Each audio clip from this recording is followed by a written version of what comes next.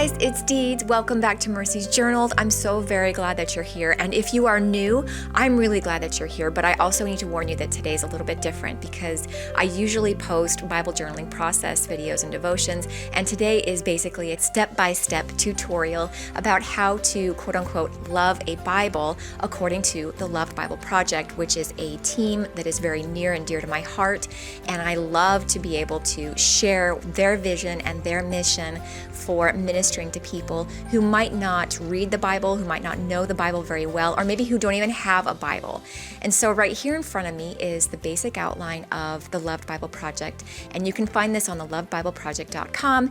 And if you want them to send you one of these guidelines so that you can begin yourself to love a Bible, they will absolutely send you that, probably along with a little bit of Happy Meal. But the first 5 steps are not exclusive, they are just a guide. And the first one is to pray. Basically, this is just to ask God, first of all, that He would prep you, that He would speak to you, that He would work through you to show love in a Bible to the particular person who will be receiving it.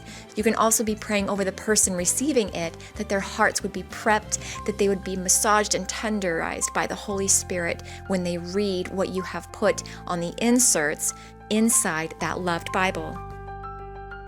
This will also help aid in number 2, which is casting away doubt. Everybody can love a Bible. When you study, when you learn of the Lord, when you ask for His Holy Spirit to work in you, can absolutely 100% go into a loved Bible for somebody else in case that too is something that they need to hear from the Holy Spirit. The third thing you want to do is gather supplies. I have already all of these mixed media art supplies in my craft space, but you do not need fancy schmancy things in order to love a Bible. I just have a style. I like to stay with my style, and so this is how I create inserts.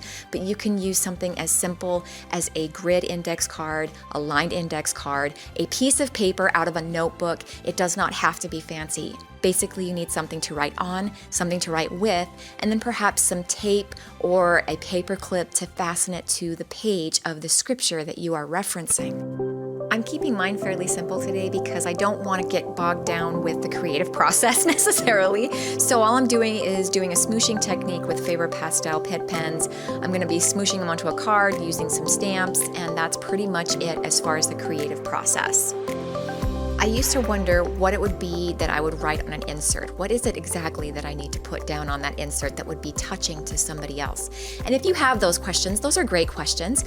I would just recommend reading books and devotionals written by Christian authors who are solid in the faith, who are solid in Christ, who are solid in the gospel of grace, and have written books for our learning and understanding of the gospel and scripture on the whole. It is one big cohesive story, which is why I like going through something like Risen Motherhood, where it lays out motherhood in light of scripture as far as how God has set it up and has purposed it. So I'm going through that and loving a Bible through that. That is one that I recommend. And there are plenty other books written by many other authors like John Piper, Matt Chandler, Jen Wilkin, who have all brought their books from a place of understanding God and His Word. The Loved Bible Project has also provided a Getting Started devotional, and this is a wonderful resource for someone who is really just getting started, just barely getting their feet wet in the Loved Bible Project and what that means and what that stands for. And all the questions can be answered pretty much here in this little booklet, but if you go online, you can also find answers to your questions at thelovedbibleproject.com. This devotional takes us through a day-to-day, step-by-step guide and process of reflection, prayer time, answering questions, and just getting yourself set and prepared to love on the Bible for somebody. A lot of information straight out the gate. I understand. So if you have any other questions, please feel free to drop a question down in the comment section below, and I will get back to you about that. My next few videos are going to be about the Love Bible process. And so if you have any ideas, if you have anything that you would like to see in particular besides just the smooshing technique, then please drop that idea below too, so that I can help engage you in this process. This is a wonderful journey, a worthy journey, something that I have gotten even more excited about than when I started this about a year ago. God God is so lovely, and he is always eager to show himself. He's always eager to reveal himself. And when you ask, he will give you wisdom. When you ask and seek him, you will find him. When you knock, the door will be opened. And all of these wonderful truths that we know to be rather mundane or complacent are actually so much more vivid and vibrant than we think. So when you love a Bible, this is something that God is teaching you, and then as you write down and inscribe something on a card, insert it into the Bible, and then give it, you are sharing that seeking, that knocking, and that asking with somebody else who perhaps needs to ask, seek, and knock. It's so cool to pass on the gospel of grace, to pass on mercy and compassion that you have learned from God himself to somebody else who needs to know that God is compassionate and that God is merciful, God is gracious, God is kind, God is present, God is always there, and God is listening. As part of the insert that I'm creating today, I want to include something that I read in The Risen Motherhood, and what they say starts on page 59, where it says, "When a goldsmith wants to purify gold, he heats it until the impurities are revealed so he can skim them off. Without the heat, the impurities stay embedded in the gold. Similarly, our circumstances turn up the heat until we see what's in our hearts.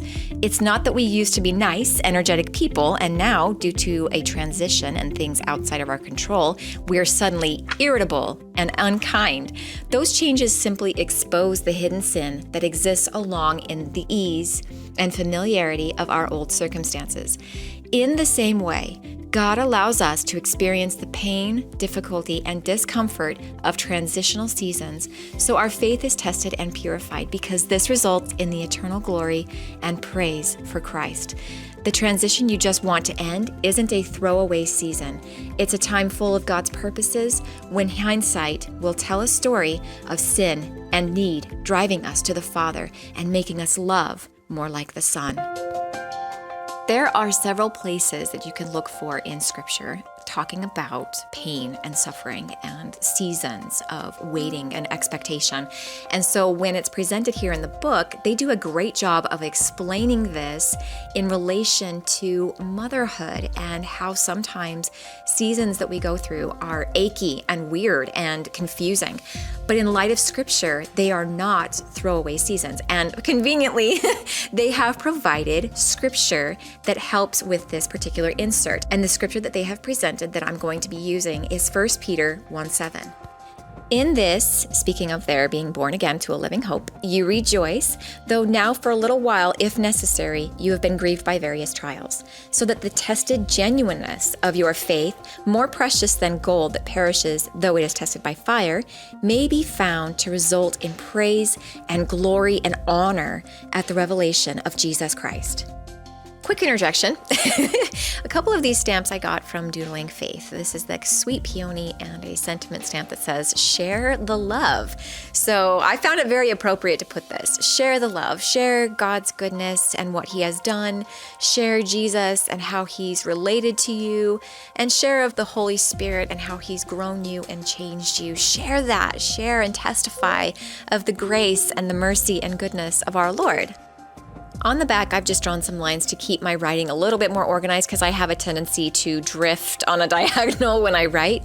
But I'm going to be writing what I found to be useful and helpful in the book on here, and then placing that verse that we read before down there at the bottom, so that they get the wise words from human authors, but then they also get to look at the inspired word of God and be ever changed by what it is that they read, as God has promised that his word is effective and does not return void.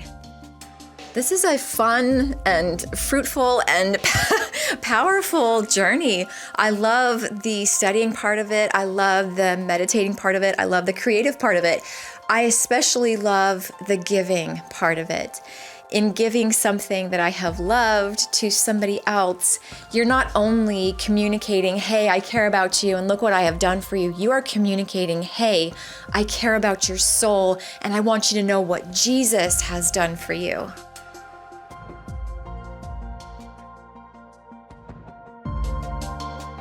This process has truly revolutionized the way I Bible journal, and I don't do this instead of journaling in my regular Bible, but I do it alongside. This is something that if I create in my Bible, I definitely want to stick it on an insert to put in a compact Bible that I may give it to somebody because maybe somebody else needs to know something that I'm going through and knows that there is hope on the other side.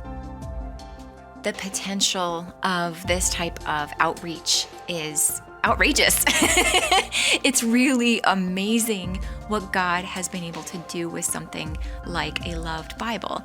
We hear testimonials all the time of people who have received something like this and they are touched, and the people that they share it with are touched. And in my own personal experience, I have gotten so much joy of somebody contacting me or messaging me in some way and saying, listen, I just want you to know this is affecting not just me, but people around me. And that touches and blesses me, and that assures me that this type of thing, this loved Bible, ends up in the hands of somebody who needs it, or somebodies who need it. So it's worthwhile. It's not very time consuming, it's not very costly, and it's absolutely worth the treasures that you will be storing up in heaven by ministering this way. I really want to draw women into the Word of God. My biggest hope for this channel is to help inspire and encourage people to pour into God's Word, to seek and savor His presence there. As I finish up this entry, I'm going to just be taking a little bit of washi tape to give it a little bit more color. But I want to take a moment too to pray over this entry. And with everything that goes into a loved Bible, I strongly recommend that you pray before, throughout, and after you finish loving on a Bible. It helps so much to prep our hearts, but it also helps us to keep our hearts impassioned for what God could do with something like this. Whatever it is that He's going to do, it's going to be amazing. And I want to pray over that right now. Lord God, you know everything and you know every heart. And what I'm praying for right now is over this entry, that this scripture would touch, that this loved Bible would touch and move and help rearrange stuff in people, whoever it is that receives this. Lord, I pray that your mighty hand would be on their heart, already preparing them to receive, already preparing them to hear, and already preparing them for what it is that you are going to do in their life. God, thank you so much for this journey, for everything that you have done with the Love Bible Project, for all the hearts that you have already touched. I pray that you would continue this work, that you would move us forward in becoming a part of something like this. In Jesus' name I pray, amen. Much love, you guys. God bless.